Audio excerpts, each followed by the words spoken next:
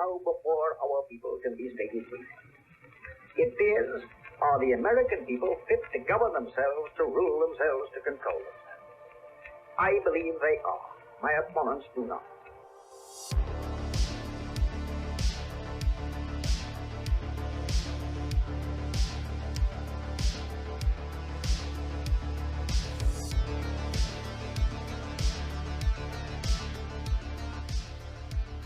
I believe in the American Constitution. I favor the American system of individual enterprise. I am in favor of protection. I believe in the permanent court and further limitation of armament. I am opposed to aggressive war.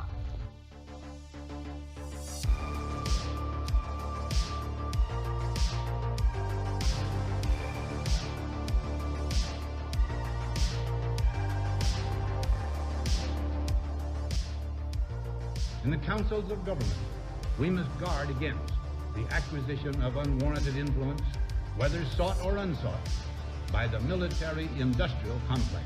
We must never let the weight of this combination endanger our liberties or democratic processes.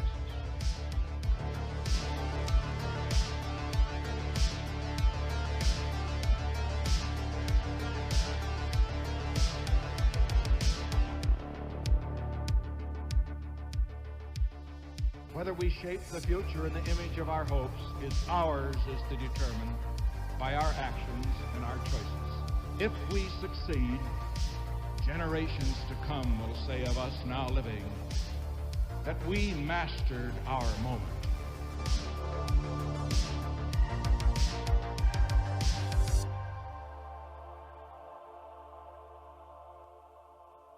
Americanism, not globalism, will be our credo.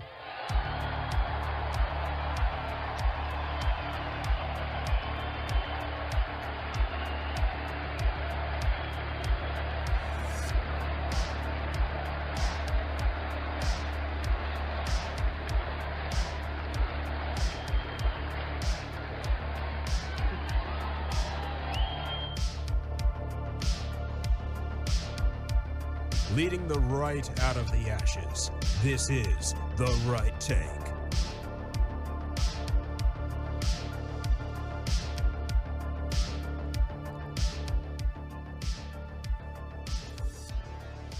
Hello, everybody, and how is it going? Welcome, one and all. This is episode number 70 here of The Right Take.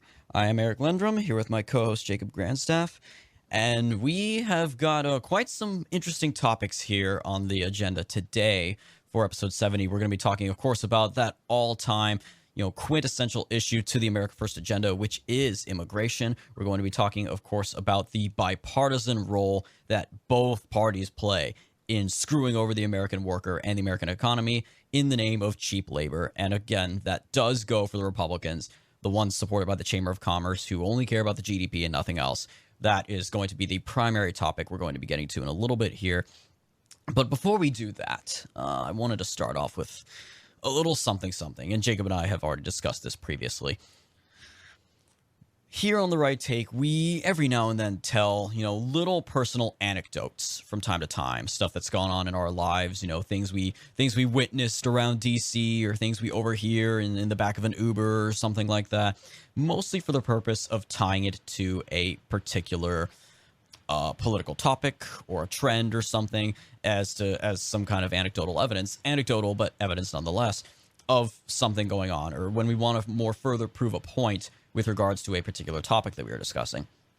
We, of course, every now and then we'll do something fun, like talk about our 4th of July vacations and whatnot, but we rarely get personal here, of course, on this podcast for obvious reasons, to avoid self-doxing or what have you, naturally, but among other things. But I felt I had to at least start this episode with a little acknowledgement of just something I had to deal with recently, and I'm not going to say like, oh, this played a part in some of the hiatuses here and there, but this definitely has, to some degree, affected my ability to think about politics in the way I used to, or at the very least, you could say it's changed my perspective just a little bit.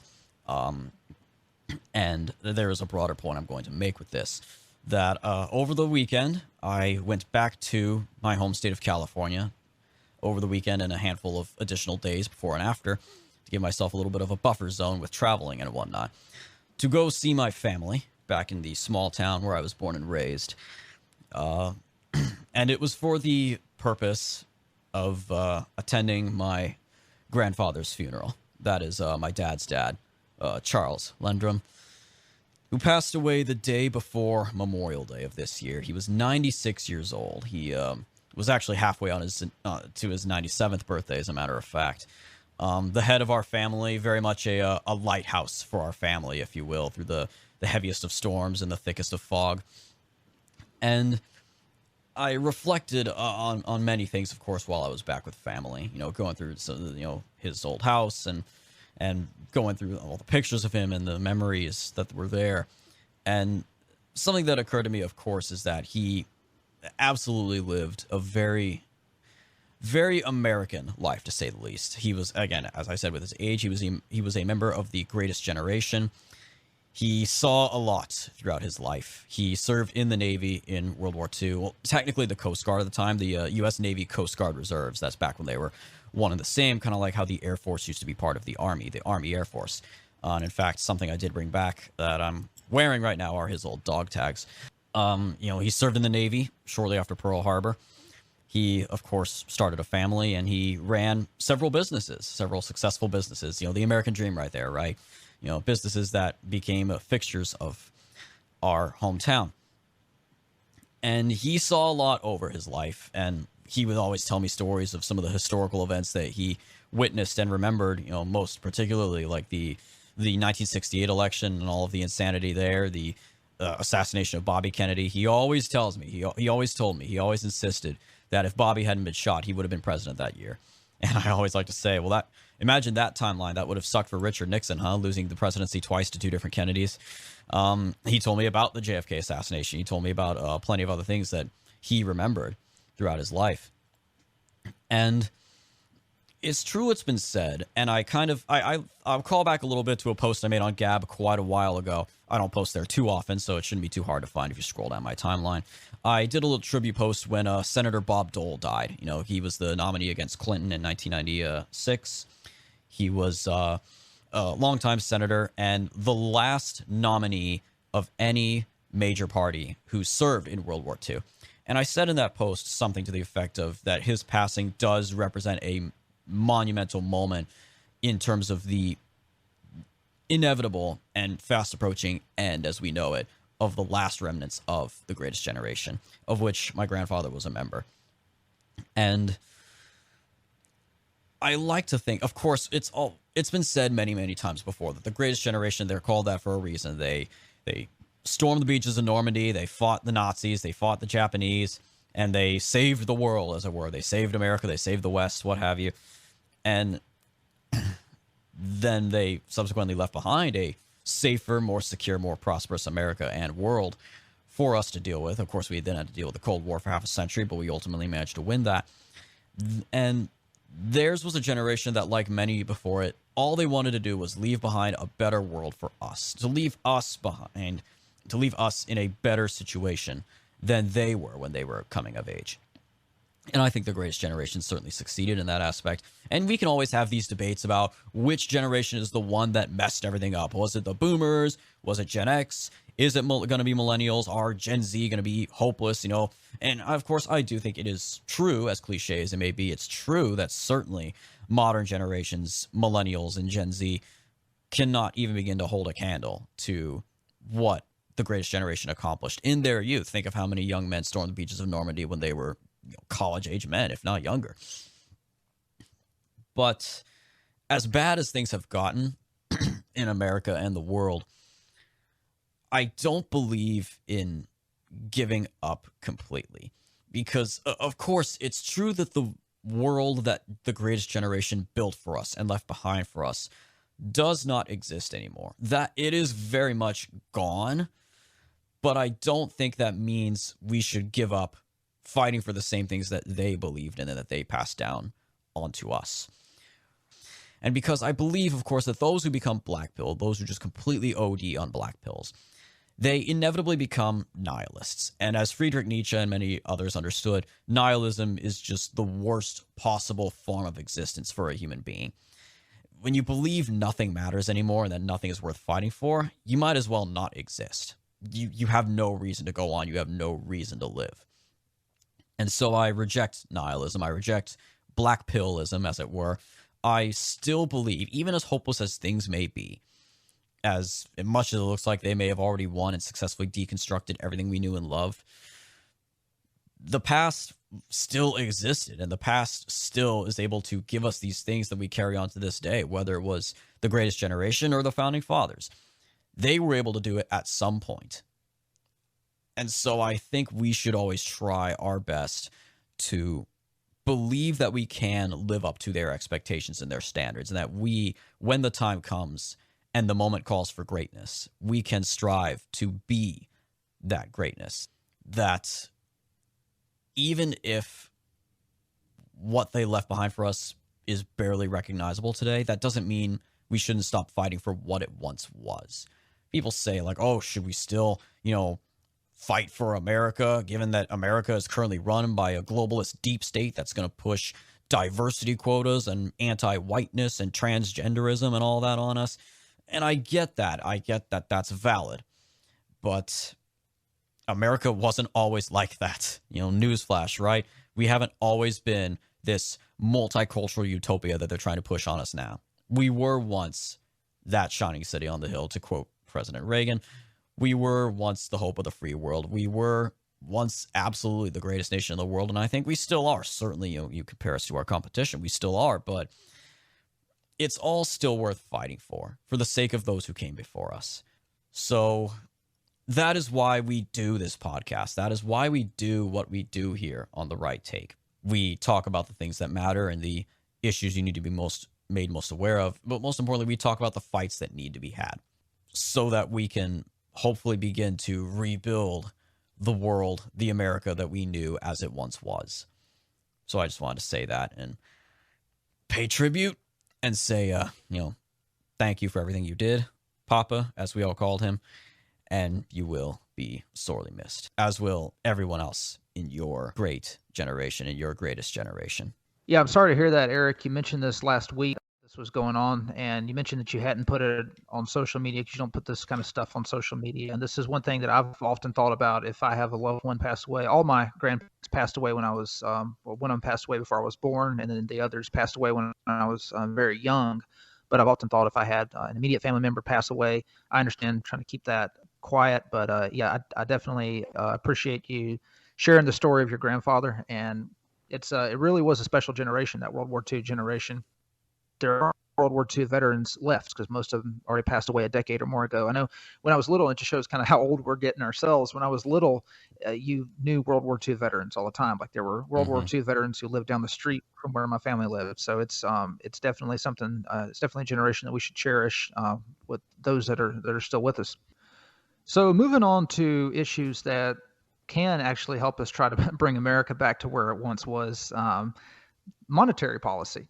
Back during the generation that grew up before World War II, the 1920s, 1930s, we had a gold standard. And one thing that people don't actually, because of course inflation is all over the news. That's all the Republican Party wants to talk about right now, and for understandable reasons. But one thing a lot of people don't realize is that our money actually gained value between 1815 and 1915. We just assume that as time goes on, the value of money naturally plummets, things automatically become more expensive. But if you look at the record in 1815, things actually cost more in dollars than what they did in 1915. And the reason was very simple. We had sound money. And as the economy improved, as productivity improved, then prices naturally fell. So it was the complete inverse of what we have today, where prices continue to just spiral out of control to the point to where we're almost like Weimar Germany. Like our money is next to, it's not next to worthless, but it's moving in that direction. Really the only reason why the United States is able to spend at these luxurious rates and able to do so without taxing its citizens, like it should if it's going to spend this much, is because we're the world's reserve currency. What's funny is I came across this the other day. This is an Atlantic article by Derek Thompson.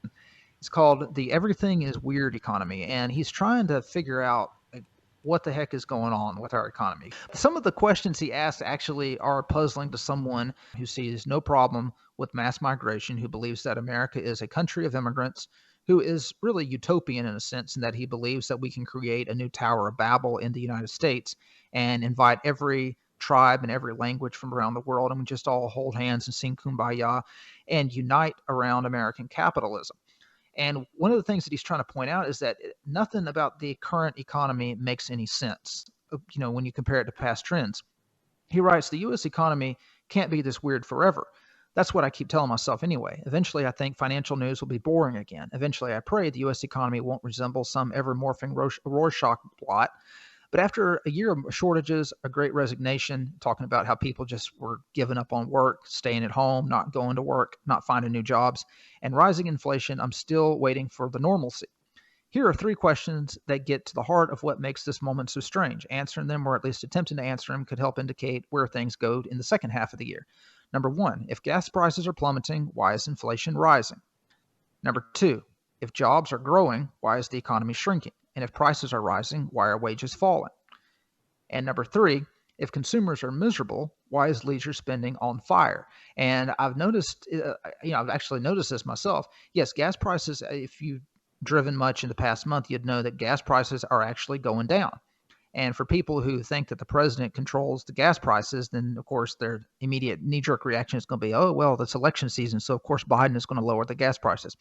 But I mean, in all fairness, the president can implement policies that will impact gas prices long term, but the president doesn't have a magic button in the White House that he can press, okay, let's make the gas prices go higher, let's make them go lower. I mean, he can certainly, in Biden's case especially, you can certainly implement policies that do negatively impact gas prices and lead to an energy crisis, like everything he did to shut off the selling of all, oil and gas leases on federal lands, canceling the Keystone Pipeline, basically shutting down the energy independence program Trump had in place, and then turning around and begging the Saudis and the Venezuelans for oil. That certainly plays a role. But yeah, like you said, it's not a magic button. It's very much, it's a cause and effect kind of thing. But the thing that Derek Thompson is wondering is, okay, so why are these gas prices falling, but why is inflation overall rising? He says in the past 2 weeks, we've seen all sorts of evidence of disinflation. Retailers, including Target, Gap, Bed Bath & Beyond, and others say they're swimming in merchandise that they'll have to discount. Oil prices have plunged and gasoline prices are now coming down fast. Part of that is because OPEC has actually started increasing their production of oil. So we are seeing the oil prices start to come down. Also, it's not as much of a jolt. This is one thing that people need to understand, that, a lot of really, shall I say, less than intellectually sound Republicans will say, oh, well, when Trump was in office, gas prices were low. Biden gets in, they immediately shoot up. It's true that Biden's policies exacerbated the problem, but if Trump had won re-election, we would have still seen a spike in gas prices in 2021. It wouldn't have been as great, but there still would have been a spike for the simple reason that people started getting out on the road in 2021 compared to 2020 when everyone was locked down. So naturally, as demand increased, the price would increase until that leveled out. Now, the Russia stuff just exacerbated the problem even further, and that's something that wouldn't have happened if Trump was president either. But, we had a natural spike because of the end of COVID that caused gas prices to rise. In a normal economy with a normal president, gas would be much lower than what it is today, but it would be coming down because we're starting to overcome that shock. Now, one of the reasons why it seems like we're starting to see disinflation is because you had all these stores that had ordered in excess of goods after COVID. And so now they've got extra goods on hand, and they're not able to sell them fast enough because the shipping lanes have actually opened up. I don't know if you remember last year there was a ship that had actually blocked the Suez Canal. Oh yeah, months. This was like in February or March of 2021. It's like the Evergreen or something like that. Yeah, and it just exacerbated the problem. That's just made everything, all over the world worse. It's probably the busiest canal in the entire world. So this is one reason why you're starting to see a little bit of disinflation. But on number 2, he says, if jobs are growing, why is the economy shrinking? And if prices are rising, why are wages falling? He writes, if the only economic statistic you followed was the monthly jobs report, you'd assume that the U.S. is booming. 2 years ago in June, the unemployment rate was 11%, the highest since World War II. Today, it's 3.6%, just 0.1 points away from being tied for the lowest unemployment rate since World War II. That's a remarkable turnaround. This is what Democrats are hammering over and over again. They're saying Biden has created more jobs than any president in American history, that we've seen a complete turnaround in jobs. But of course, what they're forgetting about is the fact that most of those jobs were lost because Democratic governors shut down their states. That's why you had an 11% unemployment rate. Now, this is a good question, though. Okay, so it looks like the economy has completely recovered from COVID. So we should be back where we were in 2019, right? So, why you've got 11% unemployment in 2021, now you've got 3.6% unemployment. So ordinarily, the economy should be booming. But yet economists, including the Federal Reserve, are pointing out, Atlanta's Fed specifically, is pointing out that the U.S. is heading towards a recession. In fact, we technically should be in a recession right now. So Derek Thompson is asking, so the economy contracted last quarter, and the Atlanta Fed now estimates that with the pullback in manufacturing, construction, and exports, GDP is still contracting by about 1 percentage point annualized. 2 consecutive quarters of negative growth is typically, but not always, a sign of recession. For the past 2 quarters, we've had negative growth in the United States. The economy is clearly shrinking. Businesses are not expanding, but yet unemployment remains low.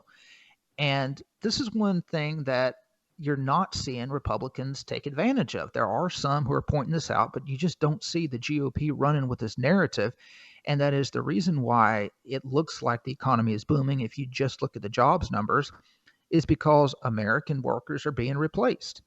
If you just look at the unemployment rate and you don't look at the lack of job participation or the workforce participation, then yeah, it's going to look like the economy is booming. But the reason for that is because the Chamber of Commerce got all of the wage slaves that they ordered with Biden. Remember, the Chamber of Commerce backed Democrats like they've never backed Democrats before in the election of 2020.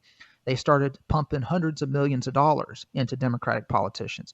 Many of the major corporations backed Biden. They backed the Democrats, and the reason was simple. They've turned socially liberal. They saw Trump as erratic, someone who wasn't necessarily going to back their interests, specifically on immigration. So they turn around, they support Democrats, which used to be the party of workers. And essentially what they were doing is they were just placing an order for new wage slaves, because Americans, of course, demand too high of wages. They want workers who are used to making a lot less, and the countries they come from are going to be satisfied with a lot less. And what happens when Biden gets in? Well, the border gets flooded. We've had a record number of people who have crossed the border illegally, a record number of people who have crossed the border legally, basically manipulating our asylum laws. And of course, it's catch and release. So they're just allowed into the country, and they're taking these menial labor jobs, these fast food jobs, these restaurant jobs that Americans had quit working for. Because this is one of the narratives of 2021, that American workers were finally starting to recognize their own worth, especially restaurant workers. That was the number one industry where American workers were quitting and weren't going back. They were just staying home. And rather than point out that if we don't get a handle on this immigration, then eventually what's going to happen is these restaurants are just going to hire a bunch of foreign workers, which back in the old days, if you remember back in the union busting days, they used to be called scabs. These restaurants are eventually going to hire a bunch of foreign scabs. And rather than the restaurants being able to offer higher wages and better benefits for the workers, the American workers that they lost, they're instead going to be able to pay the same crappy wages to these foreigners that they were paying Americans back in 2018 and 2019. And that's what happened. A lot of these businesses are filling their ranks with foreign workers, and so naturally unemployment is extremely low. The third point that he points out is, if consumers are miserable, why is leisure spending on fire? And on this point, I actually kind of agree with him. He points out that consumers everywhere, when pollsters ask them, how do you feel about the U.S. economy? Everyone feels miserable. Everyone thinks that the country is in a crappy mood, that we're headed toward recession. But when you ask them about themselves, they think that they're doing pretty well. They're going shopping, they're loading up their carts at Target, they're going on vacation. This is something that you notice as people have turned away from sports, because this is one thing, especially with people on the right. People have just stopped watching sports. They don't sit at home and watch team sports like they used to. The Olympics aren't that popular anymore. Even soccer was more popular 10 years ago than it is today among the general public. So instead of sitting home watching sports, instead of watching TV, a lot of people are going on vacation. Travel has increased. Even with the high gas prices, people are still paying them. And the point he makes is that it seems like Americans are kind of, they have the understanding that the country is headed down the drain. The economy is headed down the drain, and eventually it's all going to hit the fan, and eventually the country is just going to completely come unwound. So they might as well enjoy the good times while they can. It's kind of like right before the Great Depression. It was like, this is 1927, 1928. They want to get in the last few vacations before everything goes to pot. And it's causing consumer sentiment. It seems it's making consumerism remain high. The retailers are doing well, but the people are miserable. It's also something we pointed out last week. You remember when we were talking about Top Gun, the reason why Top Gun did so well. The reason it did so well is because people saw that as a movie that the country could unite around and feel good about themselves about. There's really not much in the country today that that Americans can unite around and see that they have in common. That's exactly why my review of Top Gun Maverick for American Greatness was literally titled Top Gun Maverick is the movie America needs right now. Yes. And so, whenever you have a country that's not united, there is no common history. There's no common historical understanding. There's really nothing that unites Americans. I mean, except, I guess, alcohol. Maybe drinking beer. Most Americans like to drink. That's really the only thing that can unite them, and that's why alcohol consumption is through the roof. But you're right. They can't even unite around like football. We all used to love football and Super Bowls, but now football, thanks to a guy named Colin Kaepernick, has now been heavily politicized, and we can't even enjoy that anymore. Like there really is. There's nothing. Like even when you look at celebrities these days, right? Like I mean, celebrities back in the day were guys like John Wayne, Humphrey Bogart, Elvis. We talked about the Elvis movie. They were celebrities that everybody could love and just not think about politics or anything. If you were an American, you loved these people. Marilyn Monroe.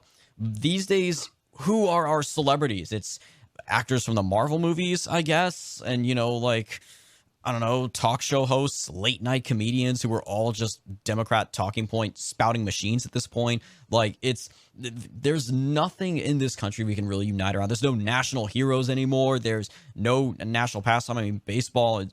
It's nothing anymore. There's just nothing. And that's why you're seeing Americans travel at the same level that Europeans did. I mean, Europeans would travel all over the place. Americans were mostly homebodies because domestic travel has now become a form of escapism. Americans, just going off with family and friends and, pretending like the country isn't going to pot is kind of it's like going to their happy place. But another thing I would point out is that one of the reasons why Americans, especially on the right, can't seem to unite around anything is because they don't really have a political voice to unite them around anything. So in other words, they don't have anyone in their corner saying, hey, we can unite around this. This is Americana at its finest. Let's support this. Let's try to point them in. Like there's no sport that the American right champions as its own. I mean, I guess UFC would be kind of the closest thing they have. But I remember, like you mentioned, like I remember years ago, like when Americans met, like you go back 20, 25 years, people actually would bond over politics, over the news. Like people who, with complete strangers, they didn't know if they were of the same party or not. They would just discuss politics in the news out in the open, loud and proud, and disagree with each other loudly and proudly, with no consequence, no kind of hushing up. Like it wasn't anything like the ex-communist countries of Eastern Europe where everyone talked really quietly in the 90s and early 2000s because they were so used to communist oppression. America has now moved into that post-communist mentality, or even the communist mentality, where nobody wants to say anything. It's not because they're afraid the government is going to come down on them.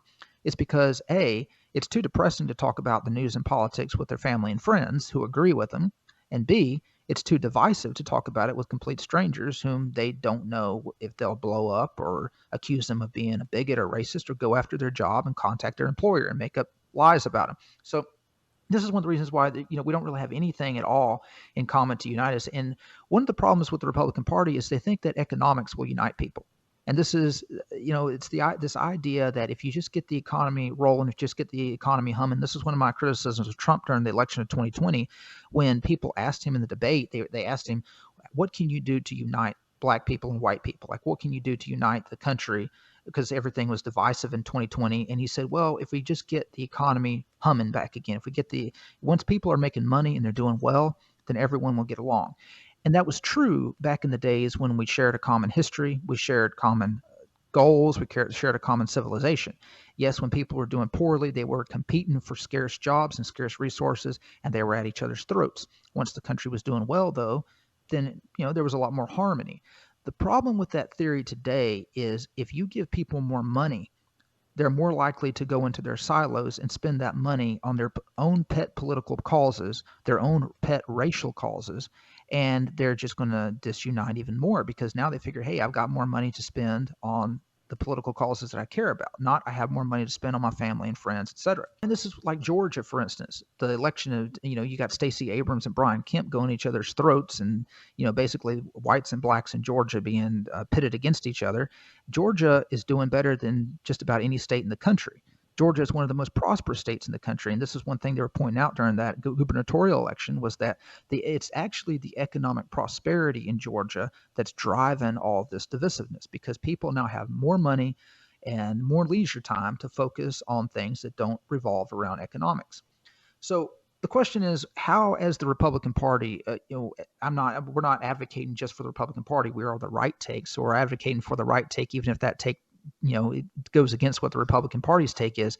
But I guess the question is, since it's a two-party system, the Republican Party is technically, quote unquote, on the right. How should the Republican Party respond to this political situation where when people are doing poorly, the country becomes more divided. When they're doing well economically, the country becomes even more divided. I think the answer to that is they need to focus on the social issues that their base cares about. And they need to implement economic policies that will allow their base to prosper.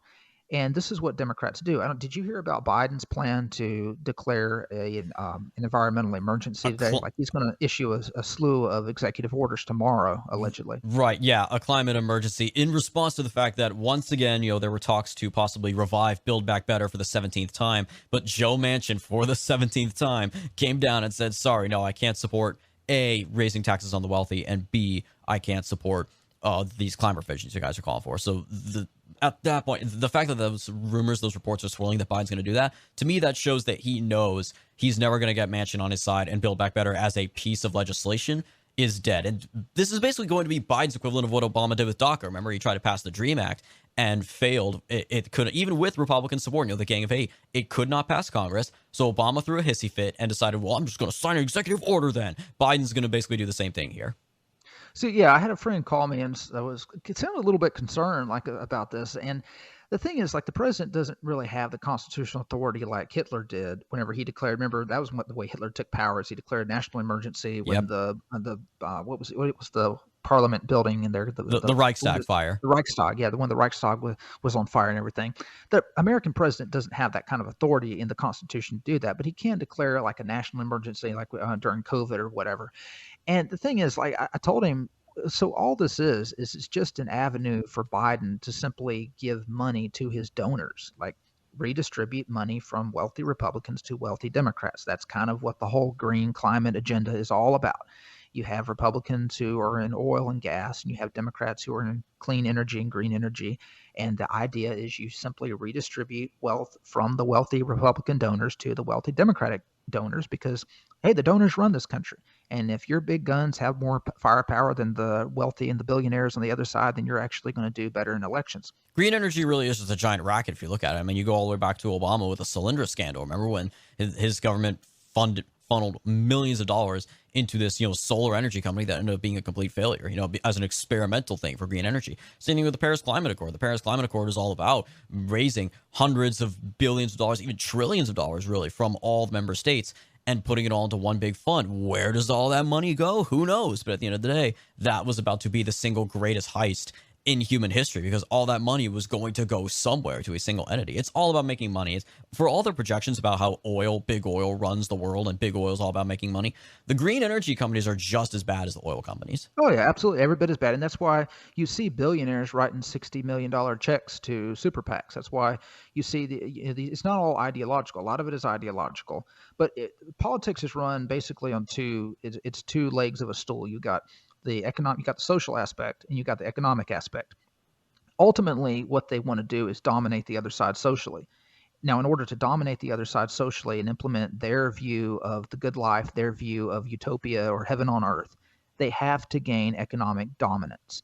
And back when Republicans were the party of the wealthy elite, Democrats simply couldn't fight the economic firepower that Republican donors had. So in order to gain the upper hand socially, they had to control the corporations, they had to control they had to control Hollywood, the media, all of the communications arms, but mostly they had to control the corporations. They had to compete in the billionaire bracket, and that's what they're doing today. they're trying to make it so that they have the cards stacked in their favor when it comes to money. And I looked at, there was a map of the election in 2016. Hillary won literally 2/3. If you took the wealthiest 100 counties in the country, Hillary Clinton literally won 2/3 of them. It's like she had 66% of the wealth in the country, and they've become the party of the elite because they've done this very well. They understand that if they want to control the narrative on abortion, if they want to control the narrative on LGBTQIA through Z rights, then they have to control the money. They have to control the power structure. San Francisco, Los Angeles, New York. They have to control those the economic engines of America. And Republicans need to understand that they have a very small window of opportunity when they do gain power, and they need to use that opportunity to redistribute wealth to their people, to their voters. Just as an example, there's an op-ed in the Federalist that by Andy Puzder that really explains a lot of what's wrong with the mentality of the Republican Party and why, when it comes to labor, when it comes to immigration, they simply don't have a strategy to combat the two-pronged approach the Democrats do, which is to give their voters what they want socially and empower their voters economically to be able to implement what they want socially. So this guy in the Federalist, he writes, the decline of the American work ethic will exacerbate the oncoming recession. And this article is every bit like it sounds, because you've heard the same trope over and over again. Republicans continually complain about how lazy Americans are. This new generation of Americans is just lazy. They won't go to work. If you point out to especially a business owner or someone who is partial to the business community about all the foreign workers who are coming into America taking American jobs, their knee-jerk reaction, most of them, is going to, for most business people, is going to be, well, Americans won't work. Americans won't go to work. Americans are too lazy. Americans just won't take those jobs. So, hey, if they're going to take the jobs, good for them. They need to just pick themselves up by their bootstraps, as it were. Yes, exactly. American workers need to stop. They need to put down the crack cocaine. They need to put down the heroin. Americans need to put down the crack cocaine. They need to put down the heroin. They need to put down the marijuana. They need to go to work. And this is the same refrain that you hear over and over again. It's like it's our fault that we're dying off and being replaced by foreigners. He writes, the Atlanta Federal Reserve recently projected that second quarter GDP fell by 1.9%. If its model proves correct, the U.S. economy has fallen into a recession with GDP shrinking for 2 consecutive quarters, as I mentioned earlier with Derek Thompson's article. Whether we are technically in a recession is far less important than the reality of the recession Americans have been experiencing for months. At this point, with ongoing historic inflation, Americans are also likely enduring stagflation. Congressional Democrats are trying to distract from the contracting economy and runaway prices by pointing to the supposedly strong labor market. They argue that the country is not in a recession as long as the unemployment rate stays low. On Friday, the Labor Department announced that the economy created 372,000 jobs in June, and the unemployment rate held at 3.6%. Yet the labor market isn't as rosy as the top-line unemployment rate suggests. There are still over 500,000 fewer people working today than before the pandemic, despite the V-shaped recovery Biden inherited from President Trump. Yet employers are desperate to hire. There are 11.3 million unfilled jobs nationwide. That's nearly 2 jobs for every unemployed person. This obviously raises the question, why are fewer people working than was the case pre-pandemic? Well, the answer is equally obvious. Not enough Americans are willing to work. So how does he prove this thesis that not enough Americans are willing to work? That's why you have 2 jobs for every 1 person who is out of work. The labor force participation rate remains well below its pre-pandemic standard. In fact, were labor participation today the same as when the pandemic began, the unemployment rate would be 5.5%. It's only 3.6% because fewer people are working or actively looking for work. Generous social welfare programs expanded during the COVID-19 pandemic helped explain this labor market paradox.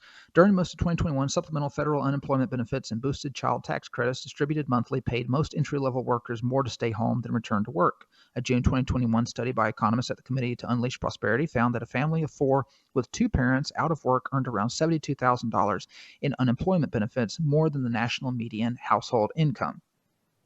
So there is not any welfare left from the pandemic. And this is one thing, like those enhanced unemployment benefits, like the extra $600 that the federal government tacked on to what was most of the time very measly unemployment benefits from the state level. Like I know in the state of Alabama, it's like $250 a week if you're laid off and you're out of work. So at least this boosted up to $850 a week. All of that ended at the end of August last year. So in August 2021, August 31st, 2021, all of that ended. September 1st, you were back in the cold with whatever little measly scraps your state was going to offer you if you were unemployed. And it's funny because I've heard Republicans even in 2022 complaining about the federal unemployment benefits. So people are getting paid more to sit home on their butt and then go to work. And that's simply not true. They haven't been paying attention to the news. All of that stuff ended mid last year. Okay, so another complaint that he makes is about the child tax credit. Now, this is actually something that I think people on the right need to get behind, and they need to make it permanent. So he's talking about a family of 4 with 2 parents out of work earned around $72,000 a year in unemployment benefits. Now, of course, that's the unemployment benefits tacked on with the child tax credit. You take off the unemployment benefits, of course, that goes down. But with those, I don't remember the exact number, but it was something like $500 per child per month. I think that's fantastic. One of the problems with the current right is we have made a god out of economic prosperity and GDP, and rather the original definition of conservatism was basically a movement of people who were more dedicated to hearth and home than they were anything else. It's about building up strong communities founded by strong families with parents who can take care of children and raise them in a historic patriotic education. You know, one of the reasons why young people today don't know anything about American history and care even less, and those who do have been brainwashed to hate American history, is because used to the way Americans became patriots is because they learned at home what their parents had been taught at home, whose grandparents had also been patriots. Because I remember I learned more about American history from my mom than I ever did in school. I learned more at home watching patriotic, historic American movies than I ever did in school. And that sparked an interest in me to learn more and study more about America. And it was the narrative that was passed down. Because, I mean, used to the profession only came into existence in the late 1800s. Before that, the way people learned history was through oral teaching by their parents. And they were taught, of course, the patriotic narrative from their ancestors. And so for conservatives, for self-described conservatives to complain about the fact that parents are getting paid to have kids, to take care of those kids, especially with inflation out of control, what is the solution? So this guy doesn't want he's against the child tax credit. So what happens when you take away the child tax credit? Okay, now both parents have to go to work if they want to have a middle class income. And what happens when both parents go to work? Well, they have to end up paying at least half of one of their salaries to pay for childcare. And who are they going to hire to be a babysitter? Well, most likely it's going to be some pink-haired weirdo with a couple of studs in her tongue and a couple of nose rings who has been steeped in CRT and is going to then pass that on to their children. Or it's someone who's completely neglectful and probably isn't going to take care of them at all.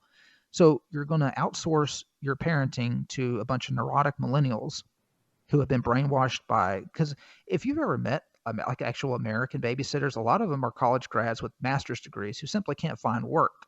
The only thing they know how to do, well, I wouldn't say that. They do know how to work in their profession, but the only thing that's available for them is being a nanny, and that's just temporary until they can do something with their gender studies degree. So while they're waiting to do something with that gender studies degree, who do you think they're going to be practicing on if they're babysitting your kids? This is something that is completely antithetical to everything that is conservative or should be conservative. As conservatives, we should want a strong economy in which one breadwinner can make enough money to support at least a family of 3. If you have more than 3 kids, okay, maybe the wife needs to start a home business. I don't know. But that's kind of what we're trying to get back to, where you can have strong families with 3 to 5 kids where the father can go to work a 40-hour work week and support his family. They can buy a house, they can buy 2 cars, and they can live a good middle-class life in this country. And hey, paying people to have children is a great thing. It worked in Hungary and it can work here, especially considering that Americans are inviting foreigners to come in here faster than we can start popping out Americans through the womb. He writes, this is not a criticism of people genuinely in need of government assistance.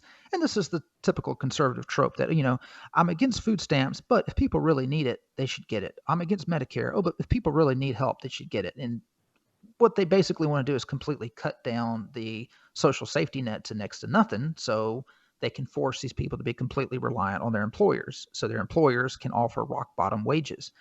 He writes, we are a rich nation. We should and we do help those in need, but the able-bodied should work for both society's benefit and for their personal benefit, their dignity, and their self-worth. President Clinton talks about how President Clinton and Newt Gingrich affirmed this notion when they imposed work requirements for welfare recipients. And so the welfare system of the 60s was horrible. It was meant to basically placate blacks. It wasn't really meant to bring the country together or boost the birth rate or anything. So it's comparing apples and oranges. And this is typically what they do. They immediately jump back to the 1990s and they're like, as Republicans, we don't stand for this free money that's going out to people. But the way I look at it is we give so much corporate welfare to the green energy industry, even the oil industry, even to farmers, to basically every industry out there. I think we could spare a little bit of that welfare to give to parents who are actually producing children, the next generation that's going to pay for some of these Social Security benefits, some of this corporate welfare that were handed out. The major point he made is that you've got 2 jobs for every one person that's out of work and not looking for work.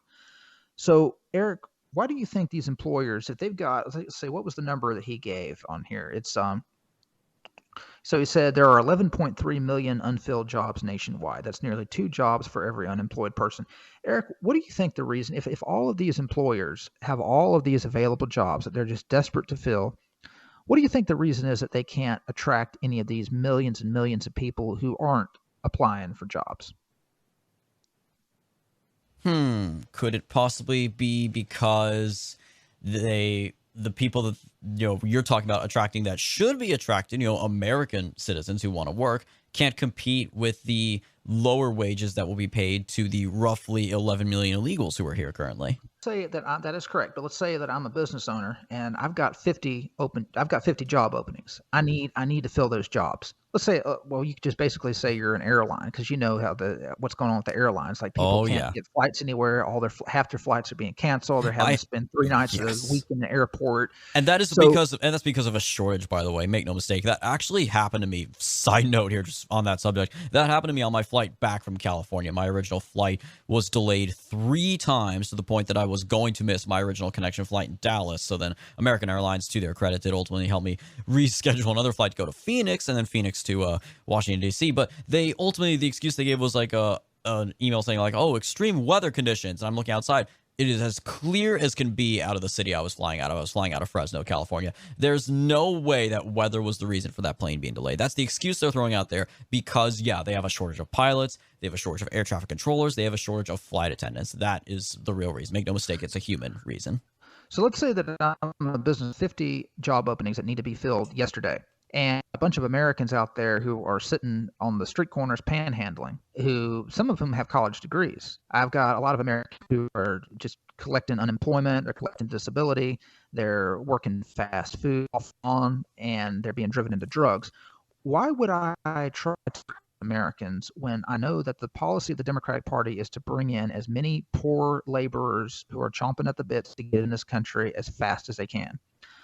I also know that the Chamber of Commerce has its tentacles in the Republican Party, and they're not going to let any Republican politician rise at the top who's going to demand an America First immigration policy that will curb immigration and bring us down to a net zero or close to it legal immigration. So as a business owner, I have no incentive. Businesses are they're driven by incentives. Businessmen are driven by incentives. As a businessman, I have no incentive whatsoever to try to recruit American workers when I know that if I can hold out long enough, I'm going to get all of the foreign workers that I need. And a good example of this, a good historic example, is the factories in the North, especially in the Northeast. Ellis Island blew up in the early 1900s because there were plentiful jobs in the Northeast for these immigrants to take. Meanwhile, there was actually an oversupply of laborers in the South at this time. As you started to have farms mechanized, the South, really Southern farmers, large plantation owners, didn't really need that many sharecroppers. They didn't really need that many farm workers. So when Americans finally got fed up with all of the foreign immigration and they passed the 1924 Immigration Act, you still had all those factory jobs. But the immigration from Ellis Island dried up. So where were these factory owners going to get workers? They couldn't get them from Europe anymore because the Europeans weren't coming. They got them from the South. They actually sent recruiters down to plantations in the South and recruited sharecroppers to come up north. They then got those sharecroppers to spread it to their relatives by word of mouth that they could make more money in northern factories than they could as southern sharecroppers. And as a result, you had millions and millions of blacks from the South who left the farms and moved to the north to work, had a much better living, and made much higher wages than they ever could in the South. Now, why couldn't have they done that in 1904 instead of 1924? Well, because they couldn't compete with all the foreign labor coming in, and most of them had no idea that those jobs even existed because the capitalists in the Northeast had no incentive to try to tap into the unused American workforce as long as they had ready-made workers arriving on Ellis Island. And it's the exact same way today. As long as you keep that spigot turned on, American employers have absolutely no incentive to train Americans to do these jobs. If you shut off the immigration tomorrow, it would be a difficult adjustment because most of these Americans who aren't even looking for work, if they ever had any skills to begin with, they've lost them because they haven't been using them. It would take a while for these companies to train these people to do the job well. It would take these companies, and this guy who wrote this article, he's not wrong. The work ethic actually has declined in America, but it's not the people's fault. It's the business's fault. If you have an individual who doesn't have any incentive to get up early, to show up to work on time, to work hard, he's not making but $10 an hour. He's not going to become a good worker. If you give him the monetary incentive to do that, then he will become a good worker. But he's not going to receive that monetary incentive as long as these businesses have just a complete unfettered supply of foreign labor that's pouring into the country. And I just want to end on this one article. This is from the New York Post, another op-ed from a pro-Republican publication. This is by Adam Coleman, and this was aptly written on July 4th. He writes, the title of it is, "There's no greater dream than the American dream, and anyone can attain it." Because other American topic would a Republican write about on July 4th? He's not going to write about defeating the British. He's not going to write about mama and apple pie. He's not going to write about hearth and home. He's going to write about economics. Of course, he's going to write about the American dream, which in the corporatist GOP definition revolves around economic prosperity. And I'm not going to go through this article. We'll link in the show notes. But he's basically saying that it's like this conversation that he had with his kid. It's kind of like, how these people do. Like, my 8-year-old son asked me, "Daddy, why is such and such like this?" And I explained to him, "Well, son, the reason why we don't have gun control in America is yada, yada, yada." And so basically it's supposed conversation he had with his son about the American dream. My transgender 3-year-old asked me, "Mommy, why is Donald Trump literally Hitler?" These stories that absolutely never happen. Yes. So his son, we'll just assume that it's true. His son's asking him, "What is the American dream?" Okay, so I don't remember when I was little ever asking my dad, "Daddy, what is the American dream? Can anyone achieve the American dream regardless of their race?" This kid allegedly asked. But anyway, he explains the American dream as something that anyone can achieve through hard work. It's something that anyone can achieve by, he writes, "To achieve the American dream, you must make yourself as valuable as possible by building your skill sets and learning from people who are more intelligent and successful than yourself while gaining experience along the way." Kind of sounds like what people expect when they go to college, does it not? Yeah. I mean, after all, when you go to college, you're trying to make yourself as valuable as possible by building your skill sets and learning from people who are a lot more intelligent and successful than yourself while gaining experience along the way. The problem is most American millennials were led to believe that that's what college was going to do for them. So they go to college for 4 years. They live on 3 hours of sleep and caffeine. And they learn from these professors who are a lot smarter than them. They learn about world history. They learn about classic literature. They learn about foreign languages. They learn about Marxist history, about gender studies and gender dysphoria, assuming that by learning from people who are smarter than them, by making straight A's, they're building their skill sets, and there's going to be a job waiting for them at the end of this tunnel. So you can't then turn around and blame them for not being equipped to achieve the American dream and then castigating them as lazy when they fail to do so, when the system itself led them down this path. So yes, to achieve the American dream, it's true that you have to be as valuable as possible and build your skill set and work hard. The problem with this rose-colored glasses way of looking at the American dream is that it assumes that there's nothing baked into the American system itself that puts Americans at a disadvantage, that makes it impossible for hardworking, dedicated people to achieve the American dream. And the number one reason why it's next to impossible for people who don't come from wealth or the upper middle class to achieve the American dream today is immigration. The number one way that people used to save money to start businesses, to get ahead, or to climb their way up the corporate ladder or the factory ladder was because if they worked hard, they showed up to work on time, and they really put their heart and soul into their job, they would be rewarded. Today, you're not going to be rewarded most of the time because you'll be replaced And it's the same way when it comes, it doesn't matter if it's blue collar work or if it's white collar work. If it's blue collar work, you're being replaced by Central Americans. If it's white collar work, you're being replaced by Indians and Pakistanis. So in order to actually restore the American dream and to create the country that this guy and other conservatives and other Republicans think that is still possible today, there's two things. There's a lot of things to me to do. Number one, you've got to curb immigration. And that means that business owners and the business community have to get by on a lot less. And we talked about this. Remember when we talked about Subway, about how Subways have to close a lot of their restaurants. And the reason was because they had built their empire, their Subway empire, on a business model that expected cheap labor. So if you're expecting cheap labor, you're not going to make as much money. Let's bring it back to the antebellum South. If you're a plantation owner and you're expecting slavery to go on forever, you're just going to keep buying land and planting cotton, buying land and planting cotton. Well, when that system ends, now all of a sudden you've got to pay people wages. You've now got to give them a part of the crop. You've now got your labor cost is going to go up, and now you realize you've overextended yourself, so you're going to have to sell a lot of that land off, and you're going to have to sell off a lot of that land to a lot of the former workers. It's the same way in the capitalist system. If you're expecting a constant flow of cheap slave labor to come in and make your sandwiches and treat your customers, then your empire expanding, building businesses, buying new property. And when that contracts, you're going to end up, being angry at the American system for allowing Americans to sit at home and collect unemployment, for not bringing in immigrants fast enough. So in order to actually build back the American dream, American business owners and the business community is going to have to face a contraction because they've built their entire empire on the backs of immigrant labor. And the second thing that's going to have to happen in order for that American dream to be built back up is American workers are actually going to have a political voice. And the Democrats, obviously, as the party of elites, aren't going to give them that voice. So the only other question is, what would it take for the Republican Party to actually give them a voice? And if you notice, and I'm just going to end on this, the Republican Party, since Trump left office, has done everything it possibly can to distance itself away from tariffs, to distance itself away from curbs on legal immigration, and to distance itself away from convincing workers that corporations are the problem.